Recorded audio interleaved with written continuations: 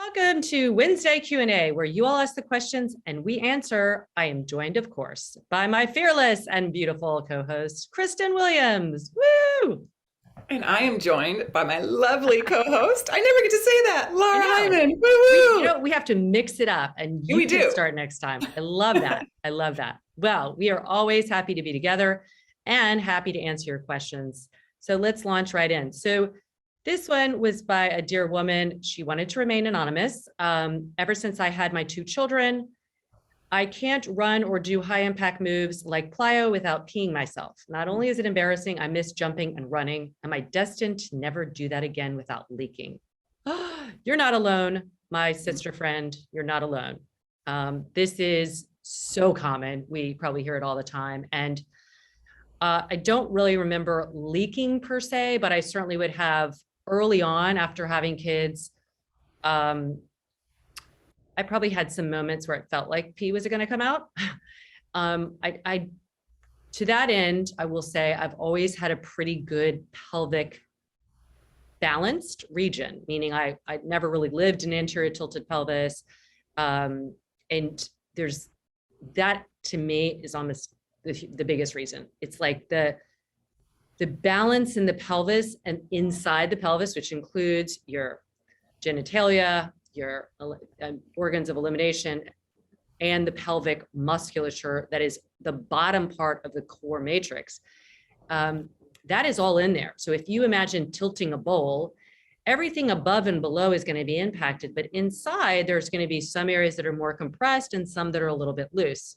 And that's a very, reductionist way of describing it, but it kind of holds true. So, because I just work with enough people, I've seen it happen. I worked with a woman one time who don't even bother running or jumping. Sometimes just getting out of the chair, would feel a leak.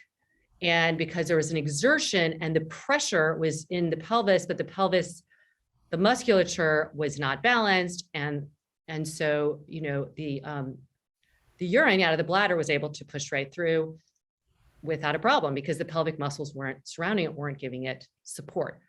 And it took a while, but really focusing on organizing the pelvis, organizing her breathing, organizing her deep core. And that is not just your abdominals, that's the lumbar, the muscles around the lumbar spine, the deep hip flexor, which is a postural muscle, is a pelvic stabilizer known as the iliopsoas.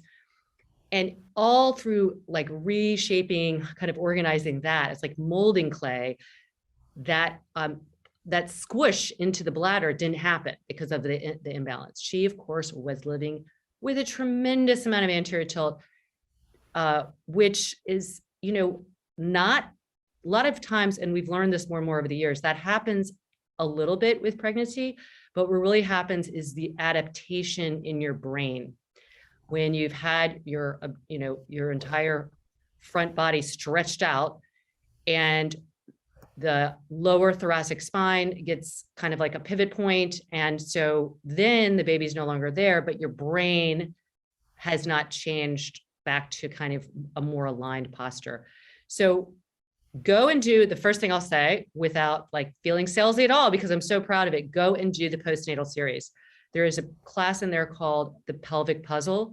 I have sent people who've never had children. I've sent men there.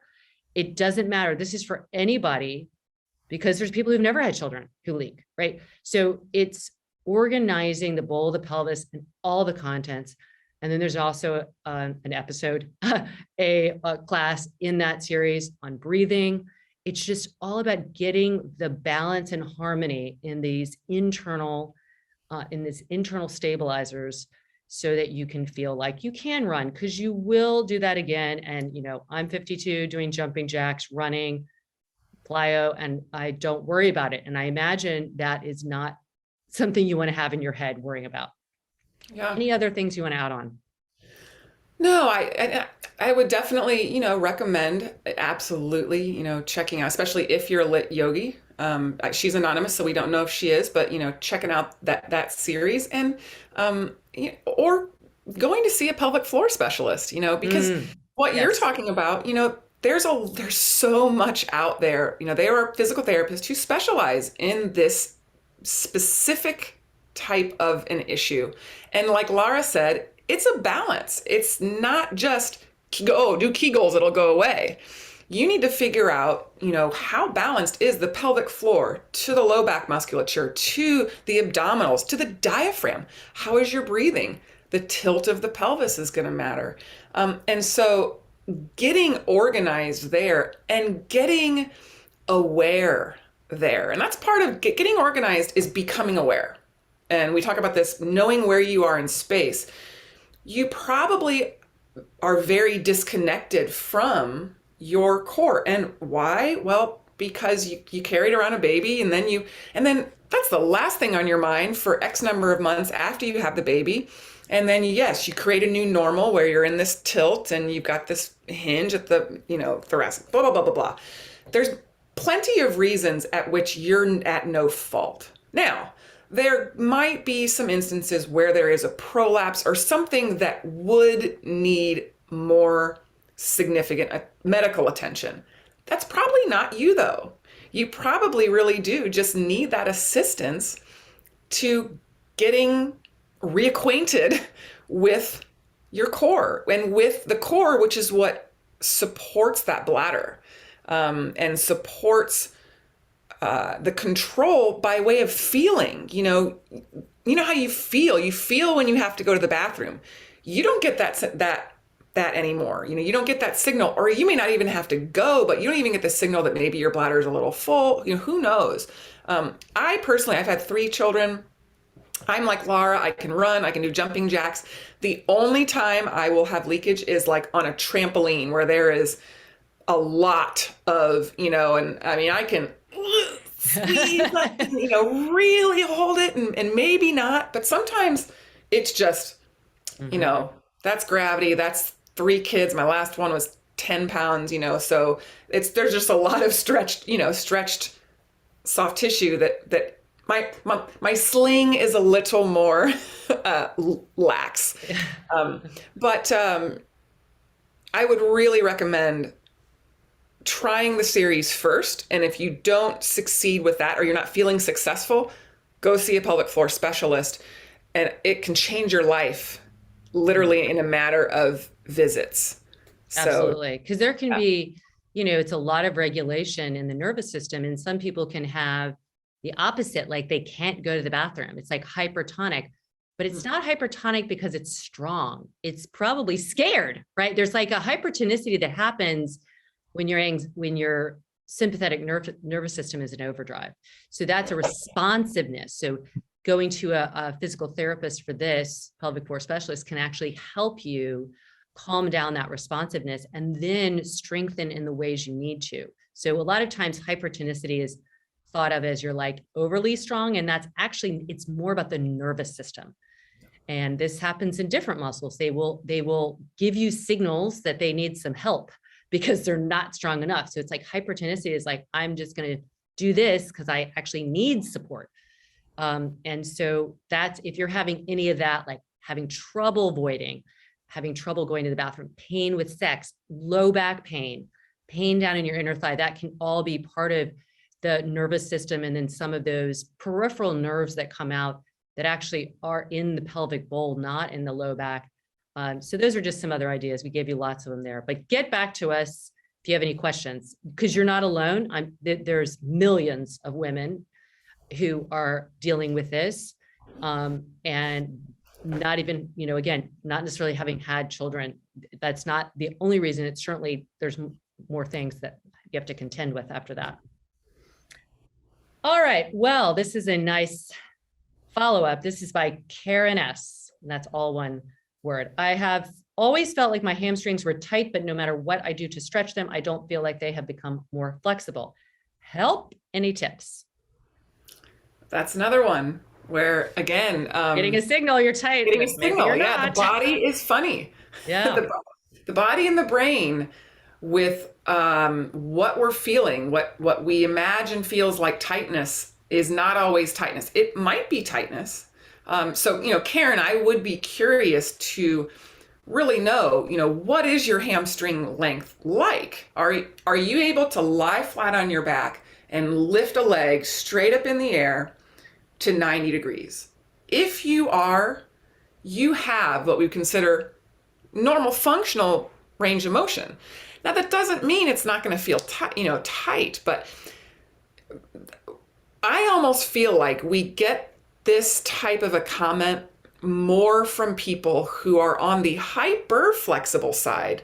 They feel tight because there's a weakness. They aren't strong, so they feel tight. It's a crazy, and again, it's not that you're not feeling tight, because that's what you're feeling, but that's not really the signal, or that's not what's going on in your body. So I would, again, like I said, I'd be curious, are you in fact really tight? Or are you in some sort of dysregulation where your body is giving your brain feedback that it's tight, but it's not really tight? Mm-hmm. It could be that it needs to move more. It needs to be stronger. It needs to be balanced in the pelvis, so it's not getting pulled on all the time. You got to think about that. Hamstrings attached to the base of the pelvis. So if you're tilted, you're going to be getting this sensation of constant tension. So what are your hamstrings going to do? They're going to pull back because they're trying to protect you. So you balance that pelvis out, and your hamstring are going to go, and no longer they'll be able to work better. So I love that you gave us that information. It feels tight. And that's the starting point, because we take a subjective complaint and then we look at what someone's presenting with in their physical body. And it really, a lot of times we see patterns. We see where people will present the same way as the person before them and the person before them, because the body's just a machine. And it really wants to function well, and it wants to function with this optimal length tension in the muscles. And so when you're getting a signal like that, I'm pulling, I'm stretching, and they still feel tight, that's an indication that you probably don't need more flexibility. You need something else. Mm-hmm. What do you think about that? I agree. I mean, I think that the hamstrings when you mention hamstrings, just to anyone in the fitness world, it's not very often, rare that you would have anybody say, let's strengthen them. It's all about, hamstrings are tight, need to stretch the hamstring. Again, it comes from this very mixed messaging that the brain is giving you, that a lot of times when we feel tightness, there's weakness. And it's the brain's way, like I was talking about with the hypertonicity of the pelvic muscles. It's not that they're too tight, that it's just the body is clenching, whether it's the nervous system is in fear, or there's just the need for balance there. And, the hamstrings attached, like Kristen said, to the ischial tuberosities at the bottom of the pelvic bowl, and then they come to your knee on either side, medially and laterally. And their primary job is to flex your knee, which is bending it, but they also participate a little bit in hip extension, and they have a little bit of action in those other ranges of motion. Think about it. We're sitting a lot, but when we go to stand, we're not really always effectively actually lengthening them. And so they're kind of just staying in this dormant, stagnant, I don't want to say mushy, but really flaccid state where we're not really working them effectively. So one might say, well, how do we change that? So my suspicion, Karen, like Kristen said, is if you actually reframed it and started strengthening on them, and I mean strengthening, not by putting weights, but by doing a lot of closed chain exercises. So where your feet are on the floor and, where you also are getting a stretched component, but you're getting the feedback of the energy from the floor, and that's strengthening. So you could just do say you're standing on your left leg, your hands could, if you feel like they're too tight, your hands could be on a chair. Your right leg could be straight back behind you, kind of like an airplane. And then you just try and hover your hands off the chair. That is hard. Your hamstrings are having to work to hold. So they're holding isometrically and a little bit eccentrically as well. That's actually a really great range. And then you start lowering and coming back up. And I mean, you're working those in the lengthened way, which is really where they tend to be the weakest. So that's the area we're trying to stretch them in. Of course, they're going to start shouting back because they don't have that Adaptability, the eccentric control. Where do people get hamstring strains? It's almost always when the knee is extending quickly and the hamstring is not eccentrically slowing down the knee going out. So think of somebody kicking a ball, like running, they can do it. Running really fast, they can do it because again, that hamstring just can't keep up with the demand of slowing that down in that long range motion. So I would do that. And I would say, if you were to measure yourself in some way, see what happens after a couple months of really focusing on strengthening. And you don't even have to do it that much. You do it every day for 5 minutes, something like that, maybe 10 minutes, and notice what happens. Because Yeah, and I think your point of the eccentric strengthening is the key. yeah. So yeah, So when we're saying strengthening, we're not talking about lying on your stomach and doing a bunch of hamstring curls. That's great if you want to impress people with, nice little balls of hamstring muscle in the back there, but it's not talking about, how we were talking last podcast about functional. That's not truly that functional. There's not a lot, but getting with your feet loaded and then just doing it in various planes, but you'll get there. Just reframe it. They're probably not inflexible as much as they are just out of balance of needing that strength. Okay. We have another question here. I loved this because it's Lily Ochoa said, when you guide me during a class, sometimes I end up thinking I don't know how to move. So there's no question with that, but it's in our question little box. So I think what she's saying is, what the F is going on? Like, if I'm guiding you and you're like, wait, I thought I knew how to move. And I just want to say, I'm kind of tickled by this because you're not alone. Because we are moving differently than we do in our daily life, but not in a way that our body's not made for. It's just, we haven't been doing it. Our body, think about like going back into your childhood. Now, not everybody had this in their childhood, but most likely you were doing a lot of movement and a lot of directions. You weren't thinking about it. You would just crawl under things, climb up things, run, skip, change direction, run. I mean, we just do it all and really taking advantage of the numerous ways our body moves. Then we stop doing that when we go to school, even just like for 10 minutes on the recess, right? So our ratio of moving in all the planes to not moving totally switches. And unfortunately, in our modern, lifestyle, most people stay on the kind of limited motion. So in answer to your question, what I call this is neuromotor coordination. It is your brain and your, muscles firing, figuring out what to do. And that's why you're like, kind of feel like you're back in school again in a different way. It's like if you went to school and you change the ratios around. But you're doing that after not being in that. So it is like, oh my gosh, I don't know what I'm doing. People feel not very coordinated. They don't feel very graceful. And it's really, it's not you. It's that this wonderful part in your brain, your neuromatrix, it's called, that's figuring out, you're listening to me, figuring it out in your own body, which is left is right. Put that hand down. People that have been practicing with us a while, it's like instantaneous. They can almost anticipate where we're going because they've gotten on, they're in that class with us. They're in that classroom and they've been there now for a number of years. They graduated and they're like, they got it. But if this is newer or even new-ish to you, you are going to feel more like you're in kindergarten. Like, wait, right hand here. It is just, your brain is processing so many things that are different. Stick with it, it'll happen. And I would say always slow it down.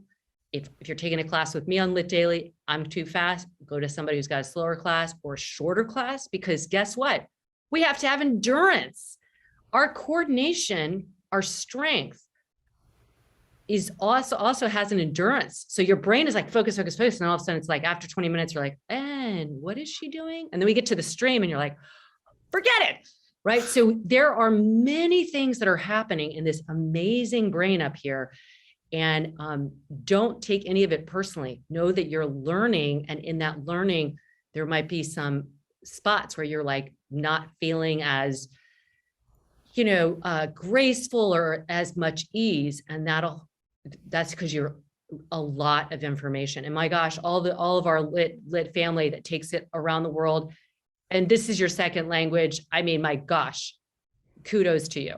So your brain is super smart.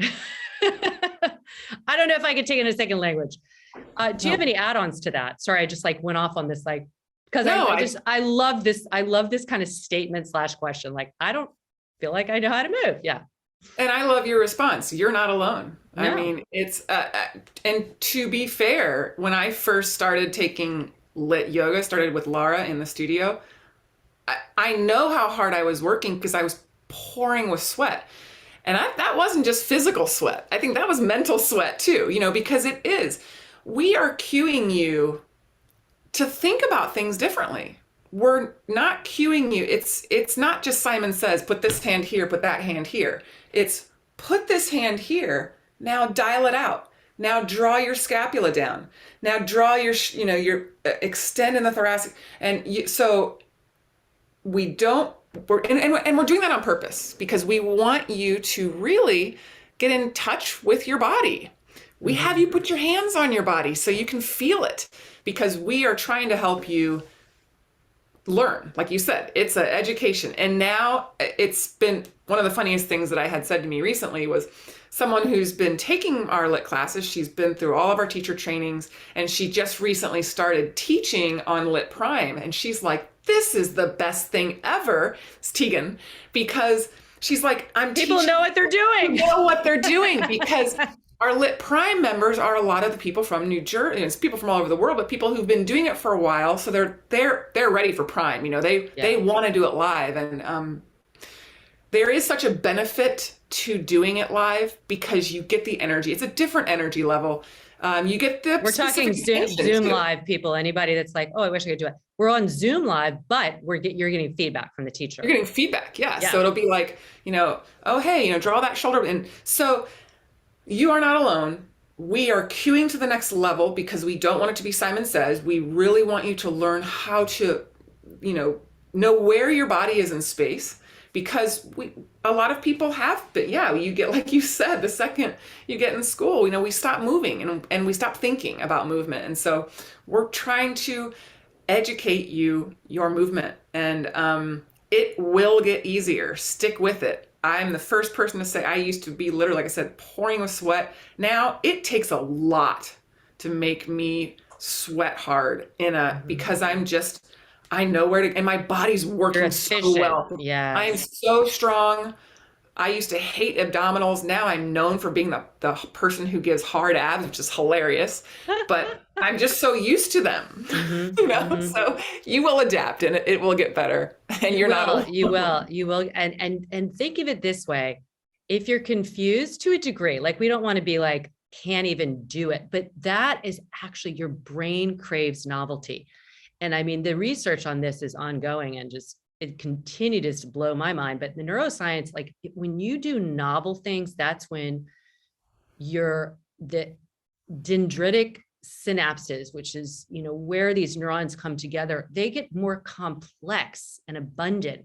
So you're building a bigger brain too. And it's amazing, but it's novelty that does it. If we do the same thing, that's like we go into snooze mode. And so does our brain. We just dial down and we're not feeling so enthusiastic in life or anything, because it's just like autopilot. Our brain really craves that novelty. And so, but for yoga teachers out there, I think Lily's bringing up a really good point. This is why we want to be super specific about giving enough cues that really can be brought in, but not overwhelm the system. Like you're not like saying every possible thing and we, a lot of times in teacher trainings, people will get a list of like the cookie cutter cues. Warrior 1, your foot should be here. And I was like, I'm never going to do that because everybody's lineup is different. And if we really go to the core and give a couple of cues, the body will kind of adjust. But if we tell them exactly how things are supposed to be, that's all they're going to focus on. And it won't necessarily feel right for everyone. So as a teacher, giving just the right amount, but not too much, because that's a lot going in that neuromatrix and it's trying to filter it all. I'm listening to you. I'm trying to do it at the same time. And then you're talking about this, but then you're talking about my toe and what the hell, where am I supposed to be looking? It's like, cue it down, focus on the core, and all will be well. So thank you, Lily. I loved that question statement, and you're not alone. Well, this is always such a blast. I just love it. And So keep fun. sending questions our way. The best way to reach us is to direct message us on Instagram. Kristen is KB Williams 99. I'm Laura.Hyman. You also, if you're not into Instagram, can email us at support@lityoga.com. Thank you, sister. Love you. You're welcome. Love you too. Bye, guys. And as always, we're pulling for you.